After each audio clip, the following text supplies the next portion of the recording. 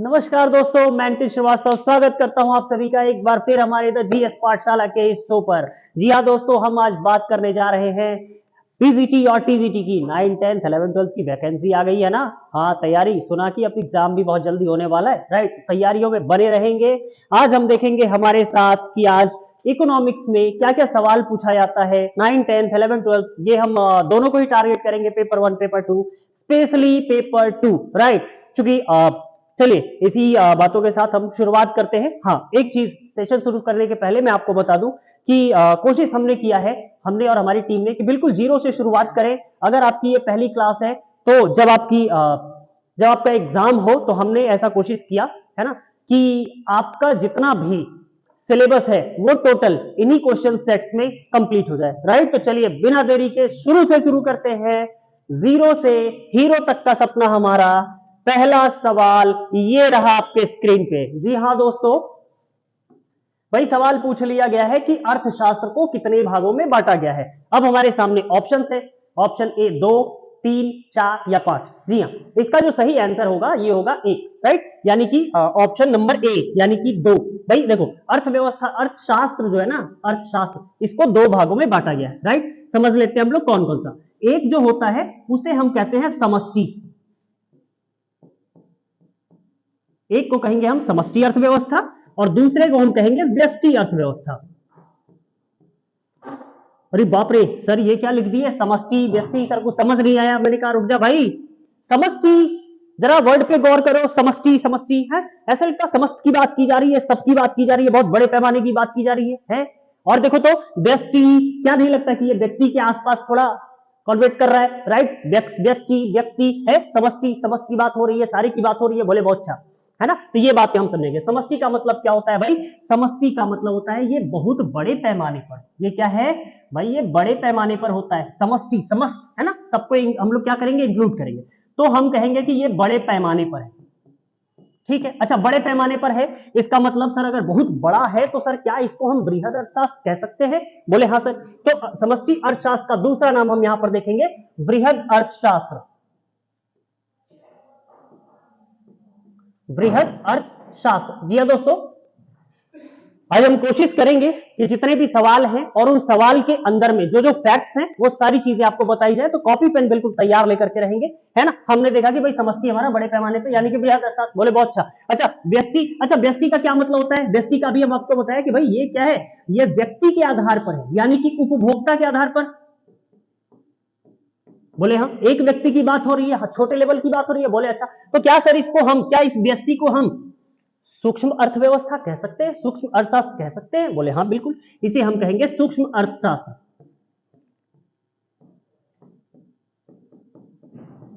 Right.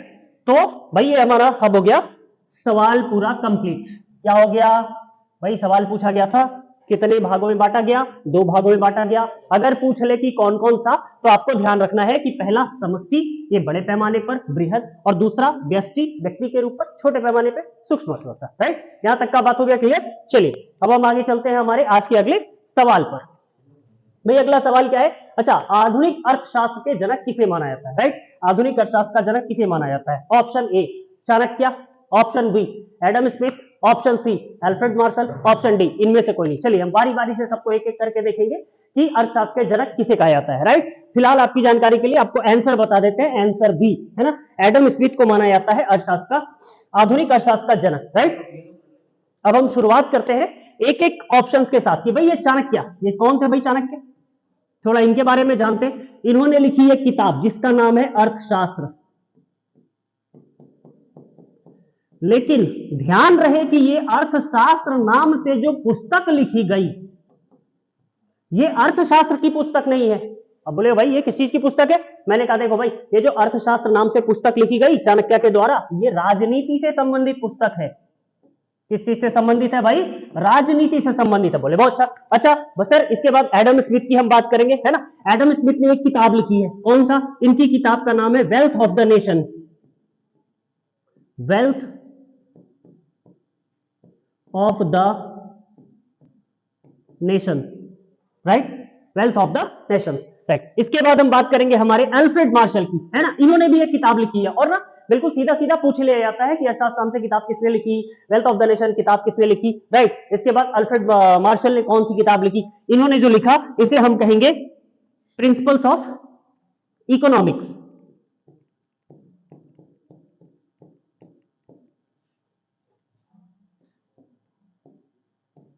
Principles of economics,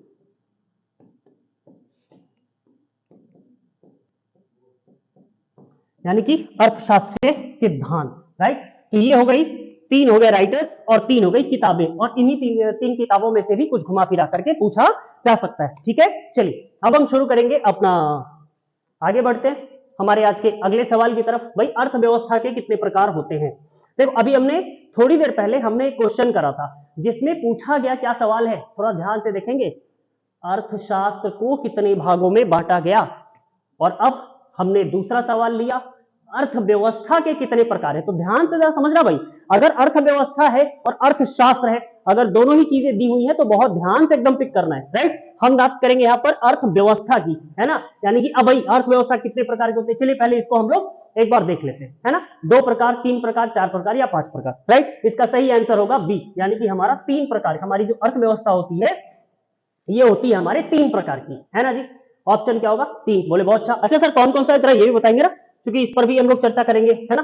तो देखिए भाई अर्थव्यवस्था के जो प्रकार है वो अर्थव्यवस्था 3 तरह की होती है, बोले बहुत अच्छा। ये कौन कौन सा सर ये बता दो। देखो भाई सबसे पहली अर्थव्यवस्था, इसको हम लोग कहते हैं पूंजीवादी अर्थव्यवस्था। पूंजीवादी, अच्छा इस पूंजीवादी अर्थव्यवस्था में, पूंजीवादी अर्थव्यवस्था में जो महानता रहती है, जो भगवान माना जाता है, वो माना जाता है किसे, बाजार को। यहां पर बाजार की प्रधानता होती है ना। यहाँ पे बाजार को भगवान माना जाता है। जैसे हम लोग कैसे करें, हम लोग कोई भी काम करते हैं ना तो कहते हैं भाई ऊपर वाला जाने भगवान जाने, है ना। तो पूंजीवादी मार्केट में, पूंजीवादी बाजार में अगर कोई भी चीज होगी तो लोग कहेंगे बाजार जाने, है ना। यहाँ पर किसका ज्यादा होता है इंपॉर्टेंस, बाजार का ज्यादा होता है। अच्छा सर, अच्छा जैसे हमारे पास जो अमेरिका है, अमेरिका की अर्थव्यवस्था को हम पूंजीवादी अर्थव्यवस्था कहते हैं, राइट, क्योंकि वो क्या है पूरी तरीके से, एक तरीके से मार्केट बेस्ड है, राइट। अच्छा दूसरा क्या होता है भाई, दूसरा है हमारा सामाजिक।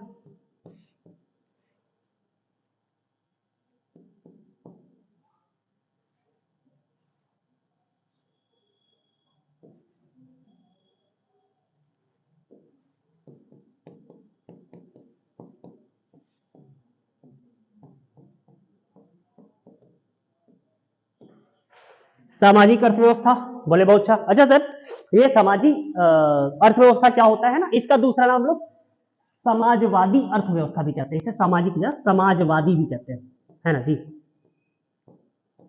पूंजीवादी और समाजवादी, बोले अच्छा। अच्छा सर समाजवाद का क्या मतलब, समाज का मतलब यही सारे समाज के जितने हमारे लोग, सब लोग, बोले हाँ सबका ध्यान रखा जाएगा, बोले हाँ। अच्छा सर सबका ध्यान रखेगा कौन ये बता दो। बोले देखो भाई सबका ध्यान तो वही रख सकता है जो सबसे ऊपर बैठा हो, बोले हाँ। कौन बैठा होता है, बोले राजा बैठा था, है ना जी। तो भाई पुराने जमाने में राजा हुआ करते थे, अब के जमाने में जो क्या है राष्ट्राध्यक्ष होते हैं ना, वो लोग, उन लोग के हाथ में, यानी कि जो राज्य चला रहा होता है, राइट। तो हम कहेंगे एक तरीके से कि समाजवादी जो अर्थव्यवस्था है इसका पूर्ण रूप से, है ना, जो संचालन होता है, ये अर्थव्यवस्था जो चलाई जाती है वो किसी राज्य के द्वारा चलाई जाती है ना। तो इसका पूर्ण नियंत्रण किसके हाथों में रहता है, समाजवादी अर्थव्यवस्था का पूर्ण नियंत्रण होता है राज्य के हाथों में, राज्य द्वारा ये क्या है पूर्ण रूप से नियंत्रित है।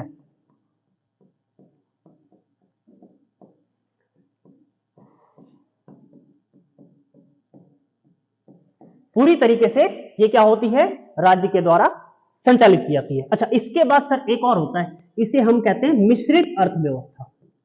क्या कहेंगे भैया, मिश्रित अर्थव्यवस्था। अच्छा सर एक चीज तो समझ में आ गया ना, मिश्रित का मतलब हो गया सर मिक्सअप, है ना, यानी कि जहां पर पूंजीवाद भी हो, जहां पर समाजवाद भी हो, है ना, बोले बहुत अच्छा। अच्छा जी यूएसए में आपको पूंजीवाद है ना। ये जो आपका समाजवादी अर्थव्यवस्था है आप समझ सकते हैं एक तरीके से चीन में आपको क्या है भाई समाजवादी अर्थव्यवस्था है। और हमने क्या किया, अब हमारे भारत की बात करेंगे, हमारे यहाँ मिश्रित अर्थव्यवस्था है। मिश्रित अर्थव्यवस्था का मतलब होता है कि कुछ चीज पूंजी पर भी डिपेंड करेगा, कुछ चीज राज्यों के भी हाथ में होगा, यानी कि हम बात करेंगे किस चीज की भाई, हमारे प्राइवेट की और पब्लिक की, दोनों की बात कर लेंगे, इसमें गवर्नमेंट का भी आ जाएगा। दैट मीन्स कि हमारा मिश्रित, है ना। तो मिश्रित में क्या होता है, इसमें पूंजीवाद, सामाजिक, ये सारी चीजें क्या हो जाती है, मिक्स की जाती है ना, जैसे हमारे भारत की अर्थव्यवस्था। और ये सवाल पूछ लिया जाता है कि भाई भारत की अर्थव्यवस्था किस प्रकार की अर्थव्यवस्था है, चीन की अर्थव्यवस्था किस प्रकार की अर्थव्यवस्था है, अमेरिका है ना इसकी अर्थव्यवस्था किस प्रकार की अर्थव्यवस्था है। तो हमने देखा कि भाई अमेरिका में पूंजीवाद है, चीन में समाजवाद है और भारत में मिश्रित अर्थव्यवस्था है। ठीक है,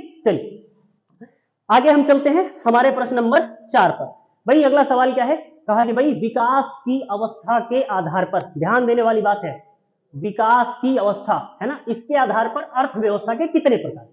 भाई अब बोला विकास है ना जी, हाँ ऑप्शन देखेंगे क्या वो 2 है, 3 है, 4 है या 5 है ना। इसका जो सही आंसर होगा वो होगा ऑप्शन नंबर बी यानी कि 3 है ना। विकास के आधार पर हम देखेंगे कि अर्थव्यवस्था के 3 प्रकार होते हैं। अब ये तीनों प्रकार कौन कौन से हैं इसको भी हम एक बार समझ लेते हैं। तो विकास की बात हो रही है ना, तो विकास की जब बात करेंगे तो हम कहेंगे कि एक तो हो जाएगा विकसित, विकसित अर्थव्यवस्था बोले बच्चा। अच्छा दूसरा सर, बोले दूसरा विकासशील हो जाएगा, और तीसरा होता है अल्प विकसित, तीसरा होता है अल्प विकसित है ना। विकसित जहां की अर्थव्यवस्था पूरी तरीके से एकदम स्टेबल हो चुकी है ना, एकदम लग गया कि हाँ भाई अब लोग एकदम सबको क्या क्या हो गया भाई, सबकी आय बहुत ज्यादा हाई हो गई है ना, उच्च आय। इसकी एक खासियत है क्या चीज कि आदमियों की जो आय होती है वो उच्च आय होती है, मतलब ज्यादा कमाना शुरू कर दिया, राइट। भाई जब आपका सब कुछ पेट वेट भर गया, जब आप एकदम बोले कि हाँ भैया अब हम तृप्त हो गए, इच्छाएं सारी पूरी हो गई, जो इच्छाएं हैं उसको भी हम पूरा आसानी से कर सकते हैं, हमारे पास पैसा है तभी ये सारी चीजें हम कर सकते हैं, तो इसको हम कहेंगे विकसित अर्थव्यवस्था। इसमें क्या होता है, इसकी पहचान क्या है, उच्च आय। अच्छा सवाल को कभी कभी घुमा के पूछ लेगा कि उच्च आय वाली अर्थव्यवस्था को क्या कहा जाता है। भाई हमने आज सिर्फ 10 क्वेश्चन नहीं रखा है, 50 क्वेश्चन रखा है, 10 एक एक क्वेश्चन में 5-5 सवाल मिलेंगे आपको। भाई किस उच्च आय वाली अर्थव्यवस्था को क्या कहते हैं, कहेंगे हम विकसित अर्थव्यवस्था। अच्छा सर विकासशील का क्या मतलब होता है, इसका मतलब तो ये होता है ना सर कि पूरी तरह से विकास नहीं कर पाया है, विकास कर ही रहा है, मतलब प्रोसेस चालू है, बोले हाँ जी। अरे भाई प्रोसेस चालू है विकासशील। अच्छा इसमें क्या होता है, इसमें ना लोगों के पास अपनी मध्यम आय होती है ना, बहुत ज्यादा क्या है, इनकम बहुत ज्यादा भी नहीं है और बहुत ज्यादा कम भी नहीं है, बोले बहुत अच्छा। अच्छा सर इसके बाद अल्प विकसित की हम बात करेंगे। अच्छा अल्प विकसित का मतलब हो गया कि भाई जहां पर लोगों को जितना चाहिए उतना उनके पास नहीं है, बोले हाँ। तो भाई जितना चाहिए उतना नहीं है, हमको अभी और ज्यादा चाहिए, मेरे पास वो रिसोर्स ही नहीं है कि हम जितना चाहिए वो हम ला पाए। तो हम जब नहीं ला पाएंगे तो हम कहेंगे क्या है भाई, हम अल्प विकसित है ना। इसमें लोगों की आय निम्न होती है। ये पूछ लिया जाता है कि निम्न आय वाली अर्थव्यवस्था कौन सी है ना, या किस अर्थव्यवस्था में सर्वाधिक लोग निम्न आय वाले होते हैं। सवाल को इस तरह से घुमा फिरा के पूछा जा सकता है। अच्छा इसके बाद एक एग्जांपल ले लेते हैं कि किस जगह पे विकसित अर्थव्यवस्था है, किस जगह पे विकासशील अर्थव्यवस्था है और किस जगह पे अल्प विकसित अर्थव्यवस्था है ना जी। तो अभी हमने बात की उच्च आय, भैया यूएसए अमेरिका, हम अमेरिका की बात करेंगे, यहां पर लोगों के पास क्या है भाई, बहुत ज्यादा पैसा है ना जी। ब्रिटेन की बात कर लेंगे हम, फ्रांस की बात कर लेंगे, ये सब हमारे पास क्या है, ये हमारी विकसित अर्थव्यवस्था है। ठीक है, इसके बाद हम बात करेंगे विकासशील, यानी कि जो अभी कोशिश कर रहा है ना। इसमें तो हम अपना एग्जांपल दे सकते हैं जी, भारत हो गया, चीन हो गया, चीन की अर्थव्यवस्था भी अभी क्या चल रही है ना, विकासशील चल रही है। अच्छा इसके बाद हम बात करेंगे हमारी अल्प विकसित, यानी कि निम्न आय कहाँ के लोगों की है, कहाँ के लोग खा नहीं पाते, भैया ये अफ्रीका, अफ्रीका के अधिकांश देश ऐसे हैं जहां पर लोगों की निम्न आय है, यानी कि अफ्रीका की जो क्या होगी व्यवस्था होगी वो अल्प विकसित व्यवस्था होगी। ठीक है, यहां तक की कहानी हुई क्लियर है ना। चलिए अब हम चलते हैं आगे हमारे अगले सवाल पे, क्वेश्चन नंबर 5 पे। जी हाँ दोस्तों, ये क्या है सवाल, एक बार फिर हम पढ़ेंगे। भाई अब निर्भरता के आधार पर अर्थव्यवस्था, एक बार हमने समझा विकास के आधार पर, अब हम समझेंगे निर्भरता के आधार पर है ना, कि निर्भरता के आधार पर कितने प्रकार की अर्थव्यवस्था होती है। पहला 2, 3, 4 या 6, 2, 3, 5 या 6 है ना जी। इसका जो सही आंसर होगा वो होगा आंसर नंबर बी, यानी कि 3 प्रकार की। ठीक है, निर्भरता के आधार पर। चलिए अब हम देखते हैं कि कौन कौन सा है। सबसे पहला जो होता है इसे हम कहेंगे आत्मनिर्भर,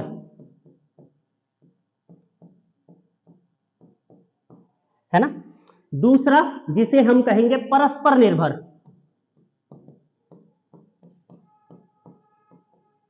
और तीसरा जिसे हम कहेंगे आश्रित।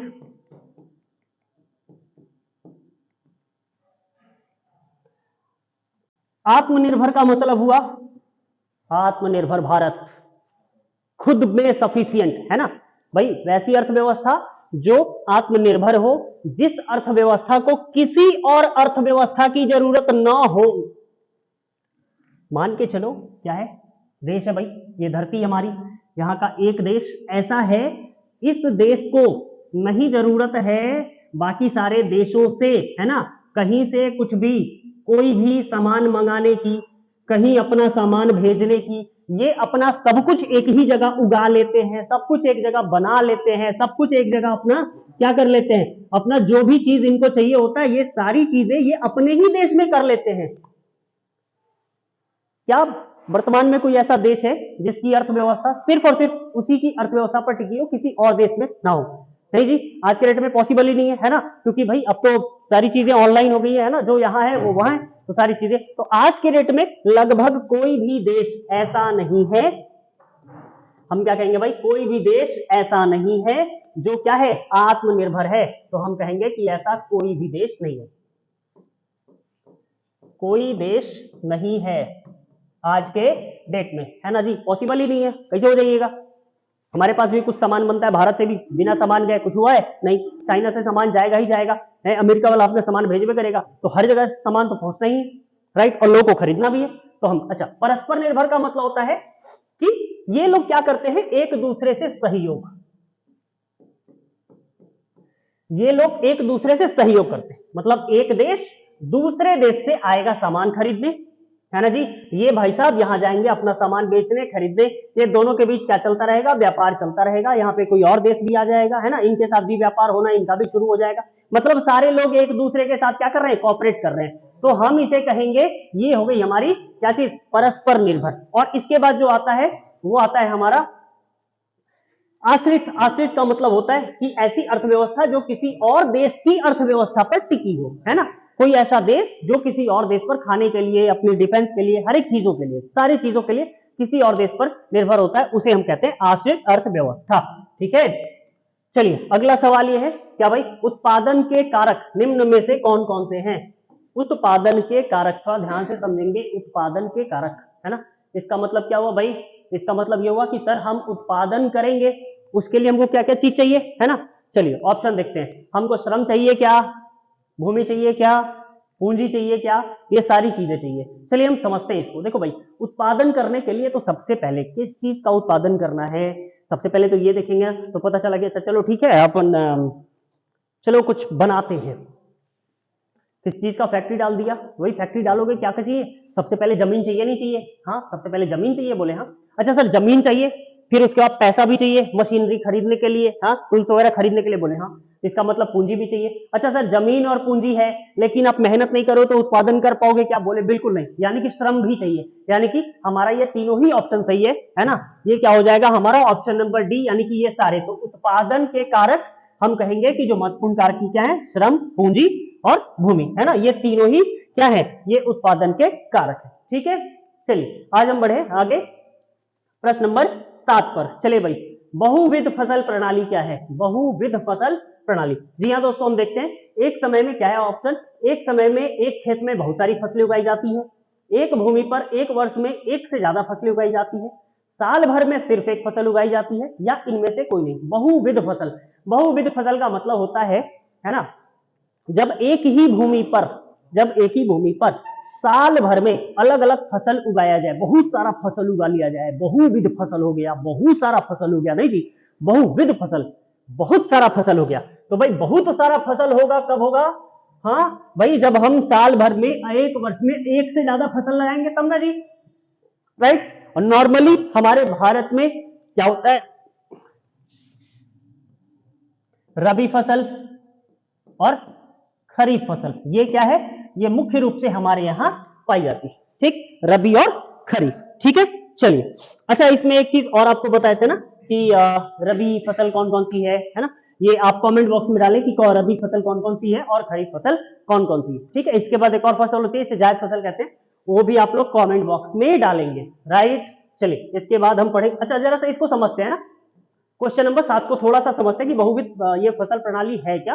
देखो भाई, बात है बहुत पहले की, बहुत ज्यादा पहले की नहीं, 1960 के दशक से पहले की, तब की 1960 के दशक से पहले की। दरअसल इस समय में हमारे पास जो हम लोग खेती किया करते थे, है ना, जो भी हम लोग खेती करते थे उस समय हमारे पास बहुत ज्यादा क्या नहीं था, बहुत ज्यादा बढ़िया टेक्नोलॉजी नहीं थी, है ना जी। तुरंत तुरंत तो आजाद हुए थे, 47 में आजाद हुए थे, और बात कब की है, हमारे साथ की है, तो बहुत ज्यादा उस समय हमारे पास नहीं था। तो हम लोगों ने ये कोशिश किया था कि भाई हमारी बढ़ाई जाए, कैसे हम लोग पैदावार को बढ़ाएं, है ना। तो पैदावार को बढ़ाने के लिए एक तरीका लाया गया जिसे हम लोग कहते हैं हरित क्रांति। क्या कहते हैं भैया, हरित क्रांति। अच्छा सर, इस हरित क्रांति में हमने क्या किया कि अपनी उत्पादन को बढ़ाया, उत्पादन बढ़ाया। अच्छा सर, उत्पादन कैसे बढ़ा दोगे, ये इंपॉर्टेंट चीज भैया, उत्पादन कैसे बढ़ेगा। तो उत्पादन तो तभी बढ़ेगा ना भाई, जब हम क्या करेंगे, बढ़िया क्वालिटी के बीज का इस्तेमाल करेंगे, है ना, एक से ज्यादा फसल की बात करेंगे।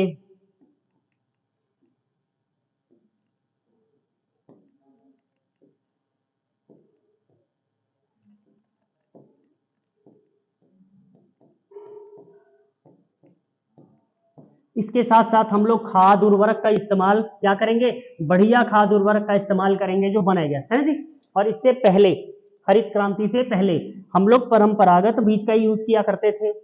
हम लोग जो खाद इस्तेमाल करते थे वो गोबर की खाद इस्तेमाल किया करते थे। किस चीज का भाई, गोबर की खाद, ठीक है। और बाकी जो पोटास यूरिया ये सारी चीजें देखते हैं ना, तो ये सब चीजें कहीं ना कहीं हमको हरित क्रांति के बाद देखने के लिए मिली। अच्छा, एक सवाल कभी कभी पूछ लिया जाता है, एक सवाल और पूछा जाता है, क्या चीज भाई, कि ये जो हरित क्रांति है इसकी शुरुआत भारत में सबसे पहले कहां से हुई थी, है ना। ये आप लोग के लिए रहा क्वेश्चन, कमेंट बॉक्स में डालेंगे आंसर। चलिए आगे बढ़ते हैं हम लोग कि भाई अर्थव्यवस्था के मुख्य क्षेत्र कौन कौन से हैं, अर्थव्यवस्था के मुख्य क्षेत्र, ठीक है भाई। ऑप्शन देखेंगे, प्राथमिक है, द्वितीयक है, तृतीयक है, या सारे हैं, है ना। चलिए थोड़ा सा समझते हैं कि अर्थव्यवस्था के मुख्य क्षेत्र दरअसल ये होता क्या क्षेत्र। ऑप्शन सबसे पहले देख लो कि ऑप्शन जो होगा वो सही, वो क्या होगा, ऑप्शन नंबर डी, यानी कि हमारा सभी प्राथमिक द्वितीयक और तृतीयक ये तीनों ही बातें सही है, ठीक है। अच्छा, अब एक एक करके हम समझते हैं कि भाई ये प्राथमिक क्या है, द्वितीयक क्या है और तृतीयक क्या है, ठीक है।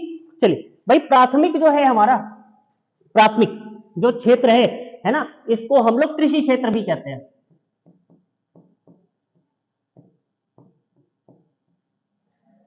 कृषि एवं संलग्न क्षेत्र, ठीक है, कृषि क्षेत्र। इसमें क्या किया जाता है भाई, तो इसमें खेती की जाती है। खेती करोगे तो क्या मिलेगा भाई, कुल मिला के कच्चा माल मिलेगा, बोले खेती करिए या फिर कच्चा माल तैयार कीजिए। कच्चा माल तैयार हो गया, बोले बहुत अच्छा, है ना भाई। हम गाय पाले थे, गाय से हमको दूध मिला, दूध कच्चा माल हो गया, ये भी तो बहुत बढ़िया। अच्छा, इसके बाद ये जो हम दूध बनाए, इस दूध को लेकर हम कहा, सुधा डेयरी के फैक्ट्री में नहीं जी, आजकल तो आशीर्वाद का भी चल गया है नहीं, और बहुत सारी कंपनीज चल गई है नहीं, अमूल भी चला गया, है ना, अमूल दूध पीता है इंडिया, ठीक है। तो अब क्या करेंगे, इसको हम लेकर के आएंगे द्वितीय क्षेत्र में। द्वितीय क्षेत्र में क्या करेंगे, उसको मशीन में डाल के उसको बॉयल करके पैकेट को पैक करेंगे।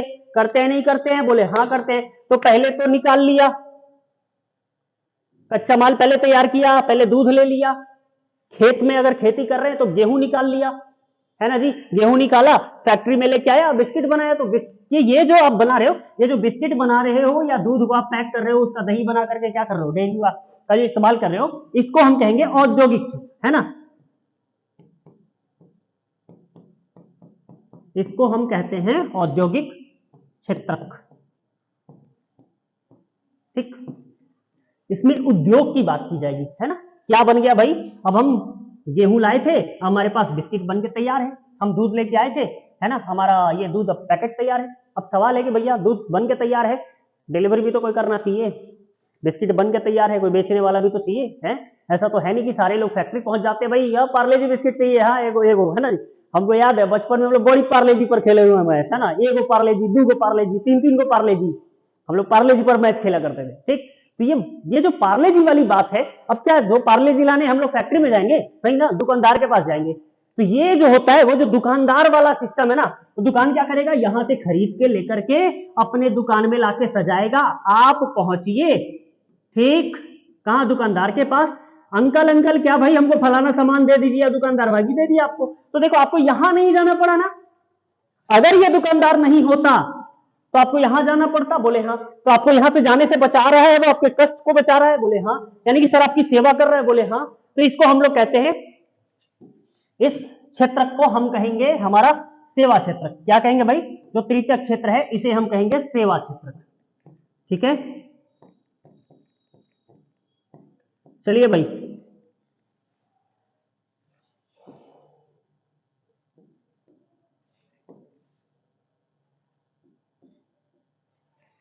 तो प्राथमिक क्षेत्र को कृषि से या संलग्न क्षेत्र कहा जाता है, द्वितीय क्षेत्र को औद्योगिक क्षेत्र भी हम लोग कह सकते हैं, और तृतीय क्षेत्र जो होता है उसे हम लोग सेवा क्षेत्र भी कह सकते हैं। तो कुल मिलाकर के ये हो गए मुख्य प्रकार किस चीज के, हमारी अर्थव्यवस्था के। ठीक है, चलिए अब आगे के सवाल को देखते हैं, क्या है भाई हमारा अगला सवाल। हाँ, इनमें से कौन गैर कृषि क्रिया नहीं है। देखो भाई स्पष्ट है, गैर कृषि, गैर का मतलब होता है नहीं, भाई गैर का मतलब नहीं, ऐसा बताइए कि कौन सा है जो कृषि से संबंधित नहीं। अच्छा आप देखिए, क्या वो विनिर्माण है, क्या विनिर्माण ये गैर कृषि क्रिया है, बोले हाँ सर ये तो है ना, यानी कि ये गैर कृषि में इसको नहीं रखेंगे। दुकानदारी, भाई दुकानदार क्या खेती करता है। अच्छा विनिर्माण का मतलब होता है किसी वस्तु का भाई निर्माण आप कर रहे हैं ना, मतलब कच्चा माल से फिर आप कुछ और तैयार कर रहे हैं, तो वो होता है विनिर्माण। इसमें खेती तो नहीं की जाती, बोले बिल्कुल नहीं।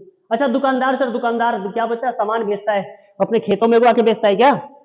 दुकानदार अगर खेत में सामान उगा करके बेचना शुरू कर दे, साथ का दुकान बंद हो जाएगा आज ही। भारत के भाई लगभग 99% दुकानें बंद हो जाएंगी जो अपने से उगा करके बेचते हैं। गांव के छोटे छोटे इलाकों में ही वही लोग पाए जाते हैं, राइट। तो भाई वो चीज क्या है, वो दुकानदारी वो एक अलग चीज है। लेकिन बाकी जितने बताइए बड़े लेवल पर जो खरीद के सारे लोग लेके आते हैं, छोटा छोटा आप देखते हो आपके घर में, आपके क्या कहते हैं मोहल्लों में है ना जी, छोटा छोटा जो दुकान होता है उसमें आप जाते हो, शैम्पू ले लिया, कभी बिस्किट जाके ले लिया, कभी मैगी ले लिया, कभी ब्रश ले लिया है, कभी कुछ जाके ले लिया। ये सारी चीजें वो अपने पास तो नहीं बनाते, कहीं से खरीद के लेके आते हैं, राइट। तो ये इसमें भी कृषि आया, बोले नहीं। अच्छा परिवहन, परिवहन में कृषि क्या काम, भाई एक जगह से जाना है दूसरी जगह जाना है, किसी के पास गाड़ी है, बस है, ट्रेन है, ट्रक है, नहीं एरोप्लेन है, भाई किसी भी चीज से जा रहे हैं, यहाँ तक पहुंच रहे हैं, इसमें कृषि आया क्या, नहीं आया। इसका मतलब क्या होगा, आंसर हमारा डी, यानी कि इनमें से कोई नहीं। ठीक है, दरअसल ये तीनों ही कार्य, विनिर्माण, दुकानदारी और परिवहन, इसे हम कहते हैं गैर कृषि क्रिया। ठीक है, यहां पर खेती तो कोई कर नहीं रहा, इसीलिए गैर कृषि क्रिया। बहुत चलिए, अब हम बात करेंगे हमारे आज के अंतिम सवाल की।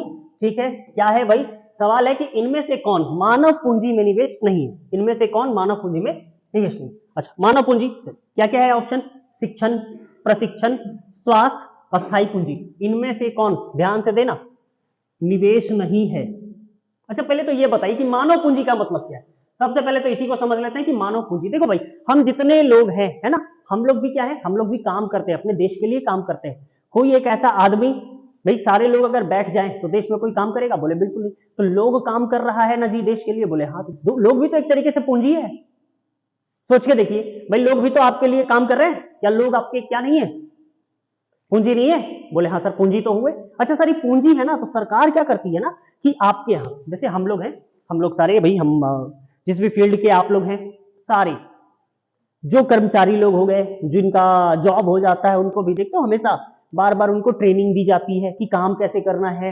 ये क्यों ट्रेनिंग दी जाती है, ताकि वो चीजों को सीखेंगे तो काम जल्दी कर पाएंगे, यानी कि पूंजी क्या हो जाएगी, बढ़ जाएगी, है ना जी। तो उसको क्या किया जाता है भाई, एकदम सशक्त बनाया जाता है ना जी। अच्छा कभी कभी देखो, कभी तबियत अगर खराब हो जाए उसके लिए अलग से मेडिकल अलाउंस मिलता है। अगर बहुत ज्यादा तबियत खराब है तो आपको डॉक्टर का पूरा इलाज मिलता है। अगर उससे भी ज्यादा, अगर बहुत ज्यादा एकदम बिल्कुल सीरियस ही हो गए तो सारा खर्चा कंपनी की तरफ से दिया जाता है ना जी। तो ये सारी चीजें, अच्छा टाइम टाइम पर क्या करती है जो ऑर्गेनाइजेशन है, जो सरकार है, ये सब भी क्या करते रहते हैं, अपने अपने ऑर्गेनाइजेशन में लोगों का स्वास्थ्य चेकअप कराते रहते हैं ना जी। देखो किसी को बुखार तो नहीं है, किसी को फ्लू तो नहीं हो गया, किसी को सर्दी खांसी तो नहीं हो गया है, देखो पता करो किसी को कुछ तो नहीं हुआ, टीबी वगैरह तो नहीं हो गया, किसी को, सब काम कर रहे हैं, स्वास्थ्य सही सलामत है ना जी, बीपी किसी का नहीं बढ़ गया ना, पता चले किसी का बीपी बढ़ गया है ना, उससे गया कोई प्यार से पूछने, हाँ सर ये फाइल बना, भाग दिया फाइल में,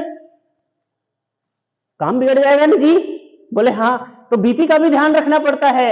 ये तो हाई बीपी की बात थी, अगर बीपी अगर लो हो जाए तो है पता चला भाई आज क्या है, 4 बजे मीटिंग है, फाइल सबमिट करना है, और बीपी लो हुआ पड़ा है, भाई सब सोए हुए पड़े हैं, काम चलेगा? कंपनी को लॉस हो जाएगी। इसीलिए कंपनी क्या करती है, या जितने भी संस्थान है वो क्या करते हैं, अपने मानव पूंजी पर इन्वेस्ट करते हैं ना जी, मानव पूंजी में निवेश करते हैं। टाइम टू टाइम उनको क्या करते हैं, शिक्षा दिया जाता है।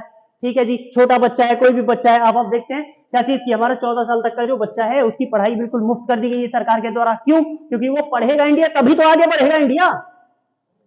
भाई पढ़ेगा भारत तभी आगे बढ़ेगा भारत, नहीं पढ़ेगा भारत तो कैसे आगे बढ़ेगा भारत? सिंपल सी बात है ना। तो हम क्या भाई, पढ़ाओ बच्चों को, सबसे पहला तो पढ़े। ठीक है, पढ़े लिखे लोग जो होते हैं ना वो किसी भी काम को करेंगे तो वो अनपढ़ लोग से अच्छा कर लेंगे। तो सबसे पहले भैया इनको पढ़ाओ। अच्छा पढ़ लिया, नौकरी हो गई। अच्छा नौकरी की में जब होती है या होने से पहले, है ना, जो क्या काम करना है इसका एक शिक्षण या प्रशिक्षण दिया जाता है कि भाई आपको ट्रेन किया जाएगा, ट्रेनिंग दी जाती है। राइट, अभी हमारे के पाठक सब, अभी आप लोग भी जाएंगे ट्रेनिंग में, तो अभी आप लोग जो जाएंगे ना ट्रेनिंग में, ज्वाइनिंग के बाद उस ट्रेनिंग को हम लोग कहेंगे क्या चीज, प्रशिक्षण। वो आपके मानव पूंजी में ही निवेश है। सरकार क्या कर रही है, मानव पूंजी में निवेश कर रही है, आपको स्लाइड बनाएगी। हालांकि आप लोग हैं, हमको पता है, लेकिन फिर भी सरकार का एक फोरम है, वो बताती है कि कहां कहां क्या क्या चीज करना है, और वो जरूरी चीजें होती हैं, हमें उन सारी चीजों को ध्यान में रखना होता है। राइट, तो ये होता है। अच्छा इसके बाद हुआ स्वास्थ्य, ये भी है भाई। तो शिक्षण, प्रशिक्षण और स्वास्थ्य, ये तो तीनों ही हो गया। तो सर अस्थाई पूंजी, इसका मतलब आंसर क्या होगा हमारा, अस्थाई पूंजी।